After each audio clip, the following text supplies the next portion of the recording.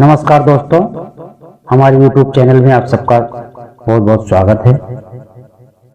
आज का टॉपिक है बिजनेस रिलेटिव। बिजनेस से परेशान कई दुकानदार भाई बोले कि हमारे बिजनेस के बारे में कुछ बताइए, दुकान नहीं चल रही तो क्या करें। ये दुकान नहीं चले तो परेशान होने की कोई जरूरत नहीं है दोस्तों। ऐसे कुछ उपाय हैं, ऐसे कुछ टिप्स हैं, हम आपको बताएंगे जो करने से आपकी दुकान चलने लगी। ये दुकान नहीं चलती तो करिए उपाय। ग्राहक चुंबक की तरह खींचे चले आएंगे। बची दुकान खोलने के उपाय, ये करे उपाय।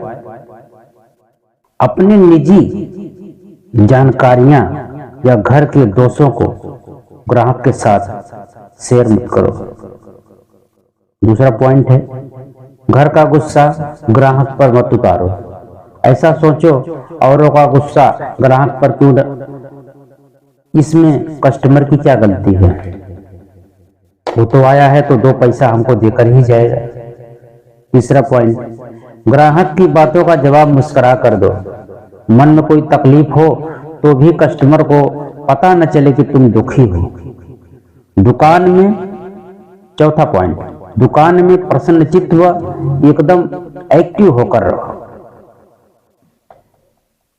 ऐसा देखे कि न लगे कि तुमने इस काम में कोई जबरदस्ती लगा दिया हो।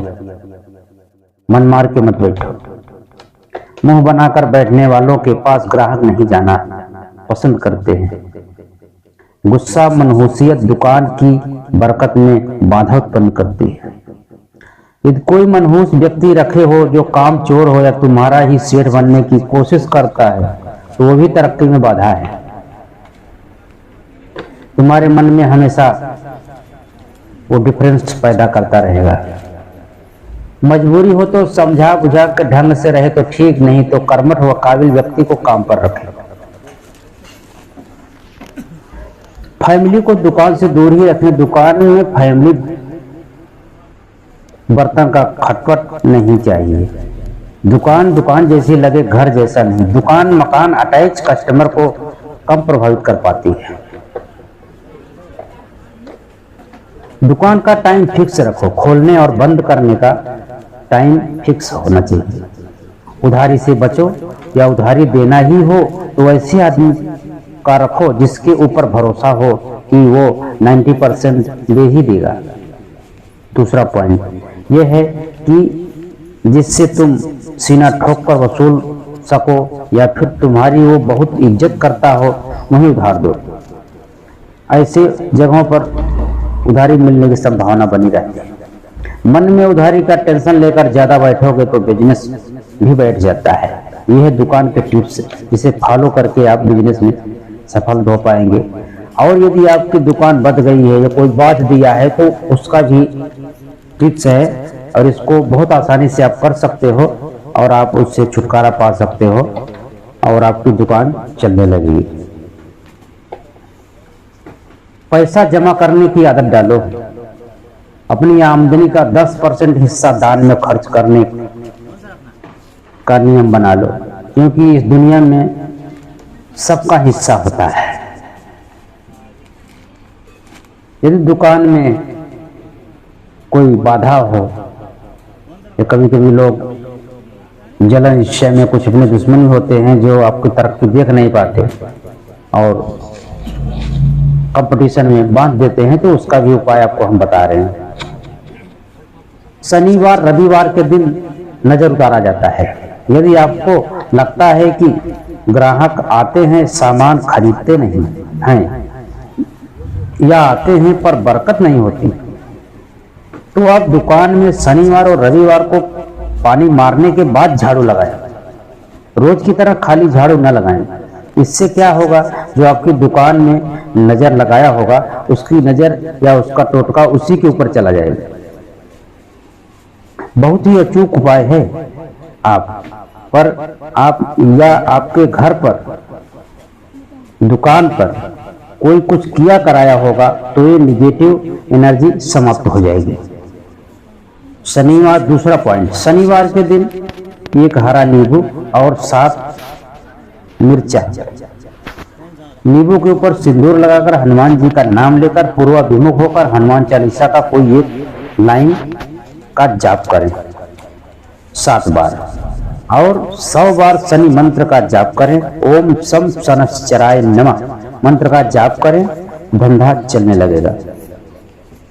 और दुकान खोलते समय 7 बार दुकान को दाहिने हाथ से 7 बार शटर को प्रणाम करने के बाद दुकान खोलें। धन के देवता कुबेर प्रसन्न होते हैं।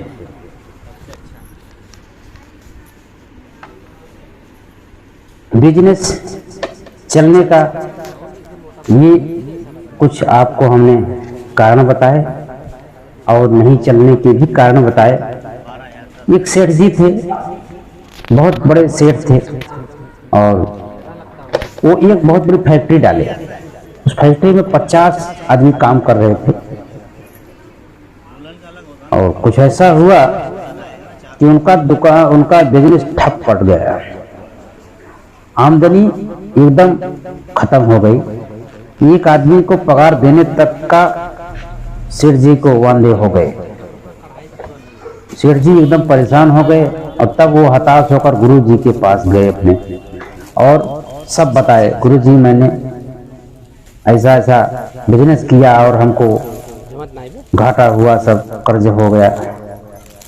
तो गुरु जी उनको बोले, सबसे पहले नंबर बात, तुम अपना प्रभुत्व जताना बंद करो।